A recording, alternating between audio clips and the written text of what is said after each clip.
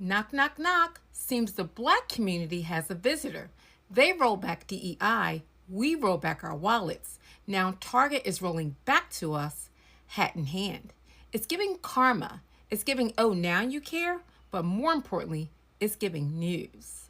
Let's rewind. Target tried to play cute earlier this year, scaling back their diversity and inclusion efforts after rallying up the right wing.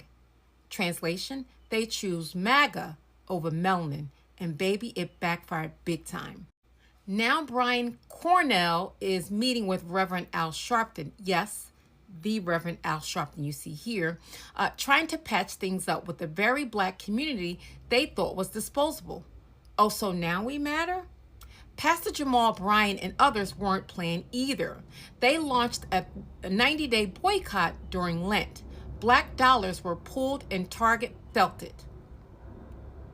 And now let's talk numbers. They're really ugly. Target lost about $12 billion in market value after gutting DEI, and now they're facing lawsuits from shareholders. You fumbled the culture, you also fumbled the coin. Black-owned brands that once thrived in Target's DEI spotlight are now caught in corporate crossfire. Left wondering what happened to the allyship we had that you promised us. It's giving corporate panic. It's giving performative regret. It's giving a big lesson in never biting the hand that built your brand. So y'all, what do y'all think? Should we forgive or forget? Like, what do you think? How should we move this forward? I know Al Sharpton is going to give him a mouthful, but Al Sharpton doesn't speak for all of us. I'm so sorry. I have to laugh. Target thinking that the solution to them rolling back on DEI is scheduling a meeting with their CEO and Al Sharpton because people are boycotting is a little hilarious, because respectfully, no shade to Reverend Al Sharpton, power to the people, but Al Sharpton is not the spokesperson for Black America. More importantly, I would argue a huge part of this movement and the mobilization of it happened on social media, and Al Sharpton does not necessarily represent the generation that is pulling back their dollars from Target. I would also like to point out, let's say Target apologizes and acknowledges that this might not have been a smart business move. You offended your base, your consumer base. I would also argue that because they're losing that much dollars, like, black people are not the only people boycotting Target. But that's neither here nor there. Let's say they apologize. Let's say they acknowledge that doing that, especially so publicly, was a mistake. The reality is the apology would only matter if there's action and creating an infrastructure that allows their new brands, whether they're black owned or not, to actually thrive on their shelves.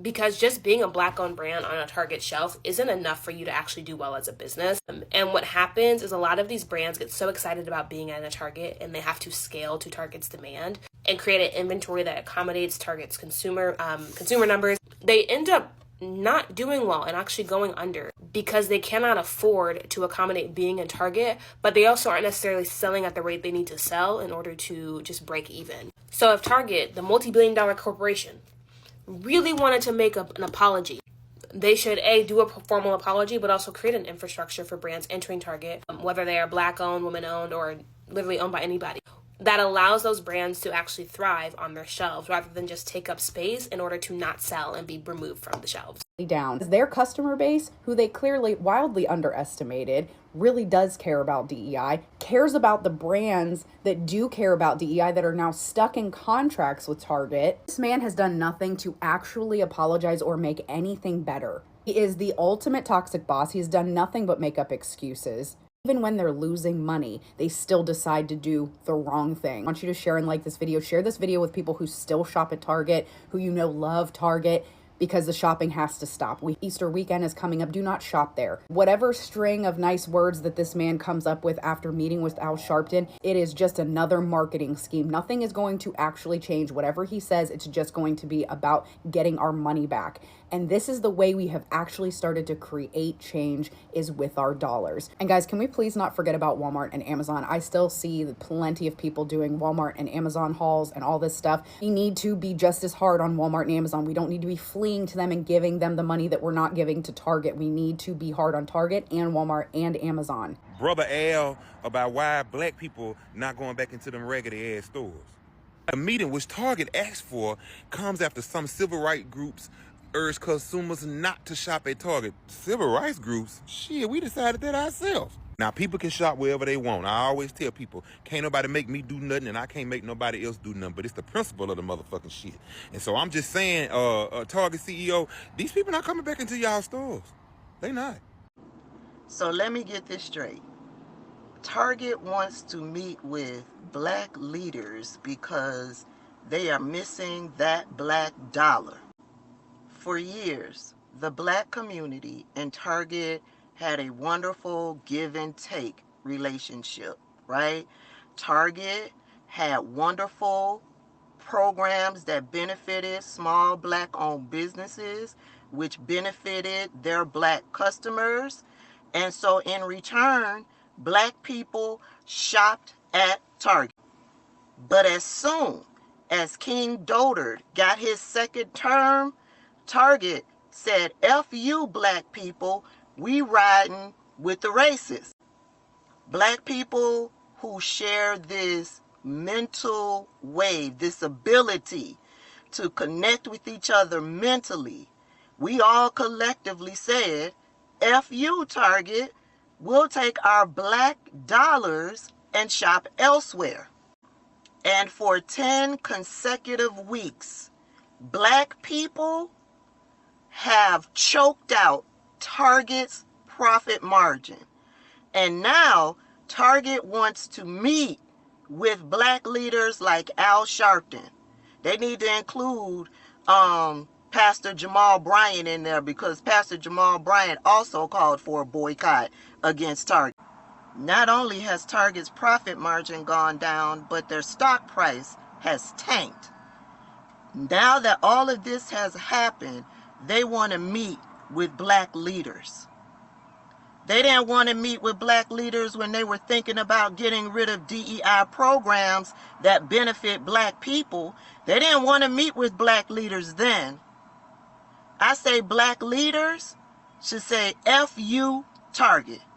A while ago, there was a black lady in my comments. I was like, oh, black people don't know how to band together. We don't know how to stand for something and boycott for real. We don't know how to get the job done. And here you go. That's how that statement is going. Because at the time when she made that statement, Target had lost only $1 billion. They're up to $12.4 billion in losses. And I hope they keep losing more money. Because if y'all remember, I made a video about Target. I made a video about moving into your first apartment like a year or so ago. Like, it was like a year and some change. And in a part of that video, I was talking about how expensive Target is. And aside from the 50-cent bowls and the 50-cent plates, Target is extremely overpriced. Like, you're really just paying for the aesthetic. You're paying for the aesthetics of shopping at Target, because honestly, that stuff be high. Like, the only reason why I used to go to Target in the first place, if I had one item that I was trying to get that I couldn't get anywhere else. That's the only time I would ever go to Target anyway, because I knew if I go there and shop, I'm going to spend 2 times the amount I'm going to spend somewhere else. Good riddance. This had to have been the easiest boycott ever. Now, why would Target go get Al Sharpton to discuss DEI? Like, we need to go ahead and pass on the baton. Y'all need to pass the baton. Al, we did not nominate Al. I nominate Deontay Kyle. That's who I nominate. That's who y'all need to go talk to. What? Al is more worried about his silk press at this point. Let that man retire in peace. Somebody tell Uncle Al to go sit down. As for me and my house, Target don't exist. That's just bottom line. The reality is money talk. And that's for everybody to say, oh, it doesn't matter. Target isn't going to do anything. No, trust me. We hit their pockets and now they're trying to be nice. I'm sorry, it won't work. I'm not about to do no think piece about it, but I just think it's hilarious that the Target CEO reached out to Al Sharpton to try to get the blacks back on his side. Sir, that was the best you had? Like, was that plan A? Because that's concerning. Is that just the only black person with some type of status that you know of? So you thought surely that he could rally us back to your side? But like, also like, what have you done for us even to come back? There's been no apology, no, hey, our bad. Like, at this point, the board needs to go ahead and just get a new CEO, because y'all about to file for Chapter 13. This is a message for Target and Target only. Okay? Are you listening? Whoever told you to do a sit down with Reverend Al Sharpton, you should fire them. Because I, like many other Americans, do not look towards Al Sharpton to be the beacon of hope. I don't look towards Al Sharpton to help me define and or curate my moral compass. I don't know who told you, but Al Sharpton is not the leader of the Black liberation movement. He wasn't even the person leading the conversation on DEI. Al Sharpton is not relevant and hasn't been so in more than a decade. That's not to say that Al Sharpton doesn't represent a subgroup of African Americans who believe and think the way that he does. But if for 1 second you think that one meeting with Al Sharpton is going to get Black people to start flocking back to your company, because at this point you're going to have to do a lot more than have a photo shoot with a handful of Black civil rights leaders to get us back into those stores. I've now curated my entire life to where I don't even think about anything that I could possibly need from Target. I drive past Target every day, don't have any inkling or itch to return. Why?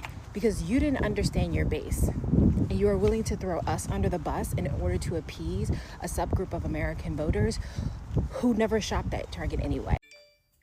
Y'all, Target calling in and petitioning for Al Sharpton's help because we done boycotted them almost into bankruptcy. Yes. You know what it feels like? It feels like when you're at work and you're being discriminated against, but you're the only person who know how to do the job, but they need you, but they don't want to say that they need you. That's what it feels like right here. That's what it feels like with Target. Like, baby, say you're sorry and get on your knees and beg. It's Good Friday and I have some good news. Target, y'all have messed up so bad that y'all have managed to turn this boycott into a breakup. The fact that I have not walked in a Target since this boycott began is something that makes me so proud of myself and also makes me realize that I never need to go back. There is nothing at Target that I haven't figured out some way to survive without. What a lot of Black people aren't understanding is why we have this heat for Target that we don't seem to have for other businesses. What about Amazon? What about Walmart? First of all, we can walk and chew gum at the same time. Target played in our faces. We knew Amazon wasn't shit. We knew Walmart wasn't shit.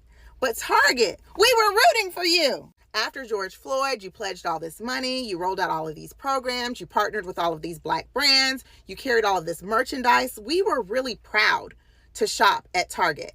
And for you to throw us out the window at the first stop up the road just means that it was all fake.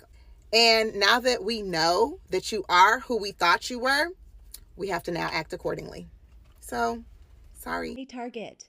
Reverend Al had absolutely nothing to do with my decision as a Black woman to stop shopping in your stores. I don't know what you would have to do. I don't know what kind of miracle you would have to perform, Target, to get me to ever shop at your stores again. And if I was going to be influenced, it would be by the collective of Black women that influenced me to agree not to shop in your stores together, as a way of showing you how we feel about your policies and how insulting and hurtful they were to us as customers. It's actually causing me to do a lot of research. I now recommend to Black women as a very effective and viable alternative to these marches. We're withholding our dollars from stores and retailers like you that treat us the way you did. Easy. Reverend Al ain't got nothing to do with it. He can't have any influence. The only people that influence me about this are other Black women. He ain't had nothing to do with the original decision and my continuing decision to withdraw my dollars from your store. Because you know what else I learned during this period of kind of tightening the belt, being more careful and picky about where I spend my dollars? I learned that we as Black people, we overspend, we overconsume. I'm glad that we've gotten started and we're practicing consuming less by refusing to shop at your stores. Good for us. Yeah, Reverend Al ain't got nothing to do with it.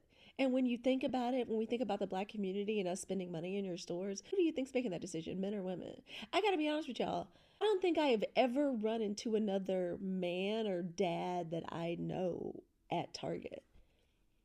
I run into other moms, women I know, but never run into another man. Like, I don't know what y'all are thinking, and I'm Gen X.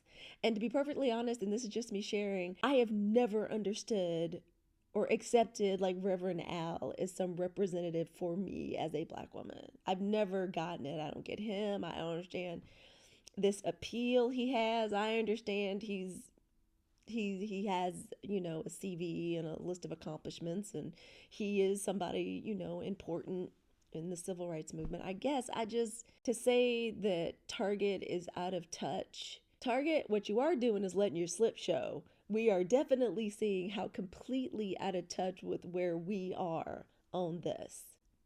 As far as I'm concerned, economic boycotts of Target, stores like Target, one of the best and most efficacious way for us to do activism during this time. It's safe and it's effective. Yeah, Reverend Al had nothing to do with it. Where did y'all get that from?